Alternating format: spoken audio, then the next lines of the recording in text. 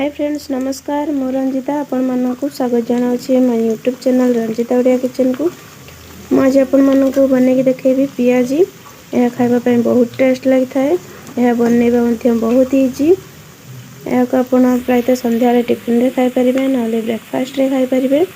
Video T को last पर्यंत देखंतु सब किछि भी बुझी परिबे। वीडियो टी को देखते देखते चैनल को सब्सक्राइब करनियंतु, वीडियो को लाइक करनियंतु। सब वीडियो रे नोटिफिकेशन पाइबा पई चैनल को सब्सक्राइब करनियंतु। तबे चलते स्टार्ट करबा आज रेसिपी। पियाज बनवा पई हम देखि परथबे एठी मैं 5 ରୁ 6 पियाज नेछि। एबार दुई पट साइड को मेमती काटी नेछि। तबरे यार चोपा को बाहर करनबा। एठी सब जगह पियाज को चोपा छडे नेछि आ एमती फळ करनबा। दुई फल करबा परे एमती जॉइन करनबा। एटा ए टाइप रे पतला पतला करी सब जगह काटी नबा। एठी मु सब जगह पियाज को एमती चमचम करी काटी नेछि। देखि परथबे आपण माने ए टाइप रे काटिबे। एथिरे बे गुटी चमच हळदी पकै नबा। टेस्ट अनुसार लूण पकै नबा।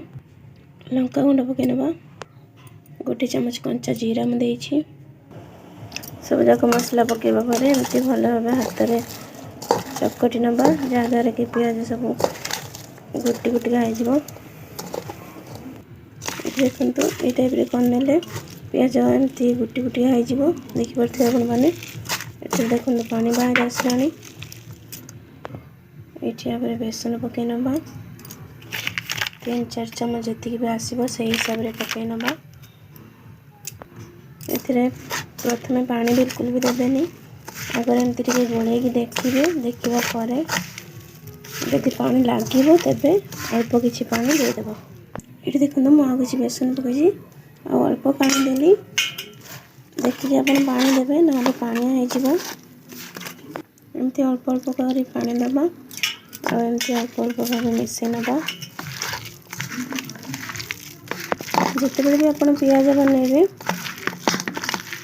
जितेबाला भी आप पियाज बनइबे एमती हाथ रे ही मिसेबे। हाथ रे मिसेले भल भाव मिसी जाए थाए। चामच रे भल हेबनी सेतपई आपण हाथ रे मिसेबा को ट्राई करिवे। देखंतु एई टाइप रे रहला बेसी पानिया नाही किंबा बेसी अठालिया मध्ये नाही एमती मीडियम साइज रे रहिछि। एठी मो आगरे करे रे मो फ्रीडम तेल नैछि छांकीबा पई। एठी मो गरम कर नैछि। आपण मन देखि परथबे एई टाइप रे नेबे हाथ रे किछि एई भली भाबे करिवे। मझिरु एमती ए टाइप रे एमती फर्स्ट आंगुल रे आपण एमती प्रेस करनेबे। देखंतु ये बहुत साइज हैला बहुत सहज रे एमती तैयार हे गला। एठी हम तेल रे पकै नेबा। देखंतु तेल बहुत भल गरम अछि। आपण हिसाब रे आपण छोटा किंबा बड़ करि परिबे। मो तो एठी ए टाइप रे मो बन अछि।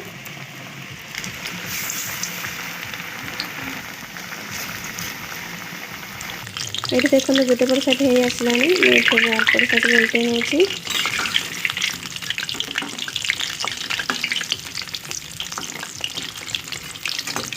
मीडियम साइज रे कुक करेंगे। हाई फ्लेम रे करेंगे ना भितर कंचा रहिबो आ ऊपर साइड पोड़ी जीवो। ये देखंतु कलरफुल पूरा देखा जाउछि। खाइबा पई बहुत ही टेस्ट लागिबो। ये प्लेट को बाहर करना अछि।